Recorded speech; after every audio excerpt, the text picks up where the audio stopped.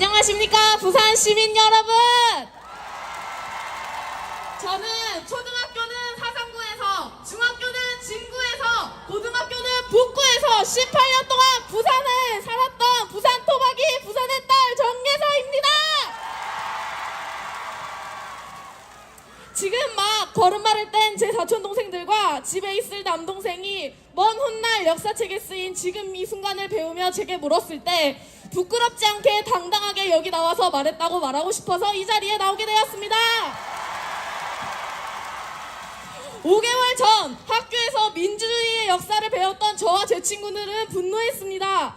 교과서에서 말하는 민주주의가 삼권 분립이 국가 원수의 책임이 전혀 지켜지지 않는 현 정국을 보고 말입니다. 대통령이 고3보다 삼권 분립을 모르면 어떡합니까? 이래서 되겠습니까? 교과서에서만 보선 비상계엄령이 책 밖으로 튀어나왔습니다. 우리는 지금 역사의 한순간에 서 있습니다. 어린 시절 엄마에게 이게 뭐야 저게 뭐야 묻던 어린아이는 지금 더 이상 그걸 묻지 않습니다. 그러나 저는 이 자리에서 우리나라 정부에게 대체 당신들이 말하는 민주주의가 무엇인지 묻고 있습니다. 우리나라에서 보수의 의미는 이미 문드러진 지 오래입니다. 국민의힘은 더 이상 보수주의 정당이 아닙니다. 반란에 가담한 반민족 친일파 정당일 뿐입니다. 여당 대표 한동훈은 자신이 한 말을 지키십시오. 오늘 낮에 말했던 대통령의 직무정지와 탄핵 찬성을 지키십시오. 자신이 한 말에 책임을 지십시오. 당신들이 말하는 질서 있는 퇴진의 결과가 어젯밤 뉴스에서 보았던 국회 퇴장입니까? 지난밤 국민의힘 의원들은 당의 배신자가 되는 것이 아닌 국민에 대한 배신자가 되는 것을 선택했습니다. 오늘 오전 한동훈의 성명 발표를 듣고 정말 어이가 없었습니다. 국민만을 생각하겠다. 지금 그게 할 말입니까? 지금 국민의힘 국회의원들은 대체 무슨 자격으로 국회의원 배지를 달고 서울에 있습니까? 어디에 있는지도 모르는 윤석열 대통령을 들으십시오. 국민의 목소리가 당신에게는 괴담입니까? 대국민 담화 입은 아이돌 영상통화입니까? 이분이면 컵라면 하나도 못 끓여 먹습니다. 우리가 공포에 떨었던 3시간 동안 대통령이라는 작자는 대체 어디서 뭘 하고 있었습니까? 계엄 사태 나흘 만에 진솔한 설명과 해명 없이 쏘리 다시 나달게 10년 끼쳐서 미안하다로 끝마친 윤석열 대통령. 그럼 저도 그냥 세상 만사를 쏘리 죄송하기요 하고 끝마치고 싶습니다. 그리고 국민의힘 부산시의원 17명에게 말합니다. 자신의 권력과 자리를 지키기 위해 급급한 집단을 저의 대변인으로 인정할 수 없습니다. 계엄 해제 표결에 불참한 탄핵 소추와 표결에 불참한 여당 부산시의원 17명의 이름을 잊지 않을 것입니다. 당신들은 무엇을 위해 부산을 대표하는 국회의원을 하고 있습니까? 어제 저녁 윤석열의 탄핵 표결이 부결되었습니다. 국민의힘은 심기일전하여 법치주의를 지킬 방안을 찾겠다고 그랬습니다. 그 방안이 표결 불참 의회 퇴장입니까? 그게 여당의 대답입니까? 국민들이 두 눈 시퍼렇게 뜨고 다 보고 있는데 본인들의 당에 미래가 있다고 생각하십니까? 지금 제가 서 있는 여기 부산에서, 서울에서, 그리고 대한민국 전국에서 쏘아올린 촛불이야말로 진정한 국민의힘입니다. 여당 국민의힘은 자신들의 이름 앞에 부끄럽지도 않습니까? 시민들이 정치인에게 투표 동료를 하는 나라가 세상 천지 어디에 있습니까? 당신들이 어젯밤 포기했던 그 한 표는 우리 국민이 당신들을 믿고 찍어준 한 표 덕분입니다. 왜 그 한 표의 무거움을 모르고 있습니까? 전국에 부착되고 있는 국민의힘의 새 현수막에는 책임을 피하지 않고 혼란을 막겠습니다 라고 적혀 있습니다. 전원 퇴장을 하며 책임을 피하지 않겠다고 말합니다. 묻고 싶습니다. 당신들이 말하는 책임은 대체 무엇입니까?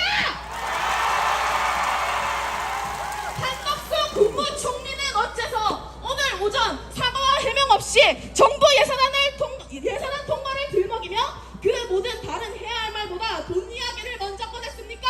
국민이 돈 주려고 합니까? 명태균 게이트,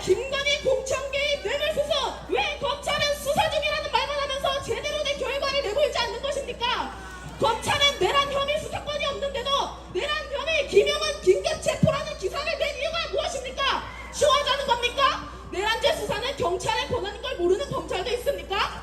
덕후에게 덕질만 할 수 있는 나라를, 엄마에게 볼 드라마만 걱정하는 나라를, 아빠에게 낚시 장소만 고민하는 나라를, 그런 나라를 제발 만들어달란 말입니다. 민주주의란 모든 시민이 평등하게 권리를 누리고 스스로의 운명을 결정할 수 있는 체제입니다. 그것은 독재나 폭력으로 결코 억압될 수 없는 시민의 힘이며 약자와 소외된 이들에게 조언과 희망을 약속하는 유일한 길입니다. 그러나 지금 이 순간 우리의 민주주의는 깊은 위기에 처해 있습니다. 정부는 국민의 목소리를 외면하고 권력을 무기로 삼아 시민의 자유를 억누르고 있습니다. 우리는 대한민국의 역사를 기억합니다. 군부 독재의 억압을 뚫고 이룩한 민주화의 성과를 기억하며 수많은 시민의 헌신과 희생이 있었기에 오늘날의 자유가 가능했다는 사실을 잊지 않습니다. 역사는 우리에게 묻습니다. 지금 이 순간 우리는 어떤 선택을 할 것인가? 침묵 속에서 억압을 용인할 것인가? 아니면 시민의 이름으로 민주주의를 다시 세울 것입니다. 역사는 우리에게 말합니다. 일제에게서 광복을 얻어냈을 때도, 이전 정부들에게서 민주주의를 얻어냈을 때도 나라를 지켜왔던 건 늘 약자였습니다.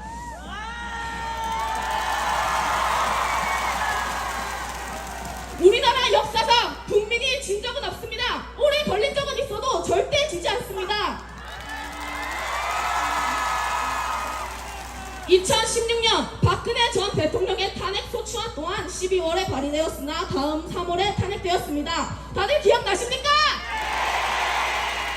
지금 우리가 보내는 추운 겨울은 따뜻하게 맞을 봄을 위해 서울의 봄을, 부산의 봄을, 나아가 대한민국의 봄을 막기 위함이라고 생각합니다. 하물며 윤석열도 굿트라이 했는데 우리라고 못하겠습니까? 인터넷에 이런 말이 있습니다. 세상은 호락호락하지 않다. 하지만 괜찮다. 나도 호락호락하지 않으니까 우리가 호락호락하지 않은 민족이라는 걸 저 정부들에게 말해줘야 되지 않겠습니까? 윤석열 대통령이 쓴 업무 추진비, 밥값, 술값 1억 4,600만 원 그렇게 먹어내고도 배가 고픕니까? 우리나라는 국민들은 민주주의가 미치도록 고픕니다. 지금 이 시국에 대통령의 퇴진을 촉구하는 것은 더 이상 정치색의 문제가 아닙니다. 대통령은 헌법 66조 제2항 대통령은 국가의 독립, 영토의 보전, 국가의 계속성과 헌법을 수호할 책임을 진다를 여전히 위배하고 있습니다. 내란 속에 윤석열을 지지하고 중립을 지킨다는 건 반란에 동조하는 것과 다름이 없습니다.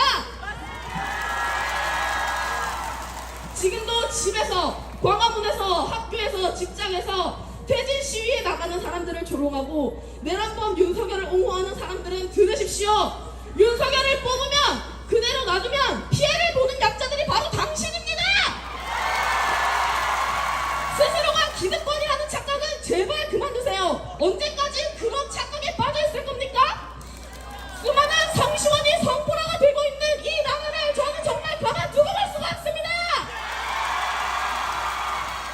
여러분, 놀러도 가고 맛있는 것도 먹고 하고 싶은 거 다 하세요. 계속 관심 갖고 지켜보면 자신만의 방법으로 연대하면 됩니다. 그리고 지치지 마세요. 지나친 분노는 무력감으로 이어지기 쉽습니다. 우리가 해야 할 탄핵은 장기전입니다. 우린 이제 막 발걸음을 뗐을 뿐입니다. 저와 제 친구들은 61년 5.16 군사정변을 겪지 않았으나 2014년 세월호를 겪었습니다. 80년 5.16 민주화운동을 겪지 않았으나 22년 이태원 참사를 집필해주세요. 저는 늘 한국이 싫다고 해외에서 살고 싶다는 말을 달고 살았습니다. 하지만 지금 나누는 제 친구들이 소중한 내 가족이 있는, 내가 사랑하는 것들이 자리 잡은 이 나라입니다. 전국 각지에서 열리는 시위가 합시다. 그 길이 우리의 미래이며 우리의 이름입니다. 민주주의와 보수주의의 바탕 아래 건강한 보수와 건강한 진보로 발전적인 선의의 대결을 하는 그런 대한민국 정치 생태계가 만들어져야 하지 않겠습니까? 마지막으로 구호 외치면서 마치겠습니다. 반란범 윤석열을 탄핵하라! 김건희를 책감하라! 위헌정당 국민의힘은 해체하라! 창현아, 내가 농구하기 좋은 세상 만들어줄게! 감사합니다.